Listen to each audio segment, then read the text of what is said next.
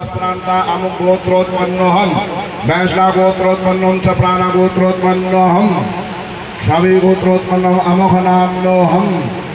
सभी अपना अपना नाम ले लेंगे, सभी अपना गोत्र का उच्चारण कर लेंगे। श्री रामचरितमानस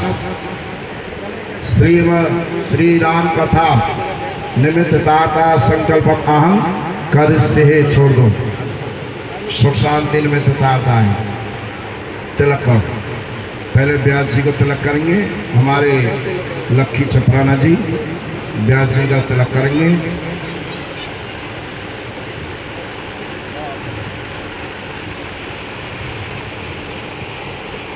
व्यास जी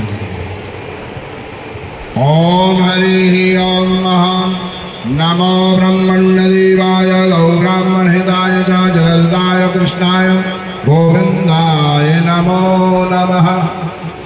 करो तीनों करो।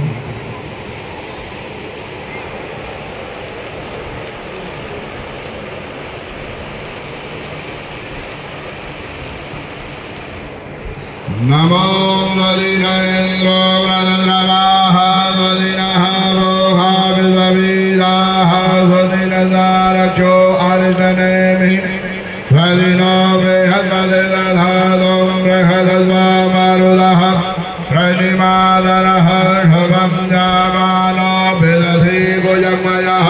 हमारे अरुण जी गोयल जी